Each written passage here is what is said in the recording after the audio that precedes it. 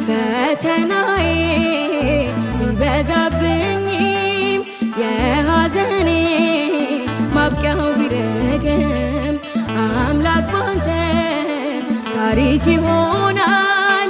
የደስታ ቀን ለኔም ይመጣል። አንተ አትሳሳትም በሥራ ፍጹምና መልካም አባት ነህ።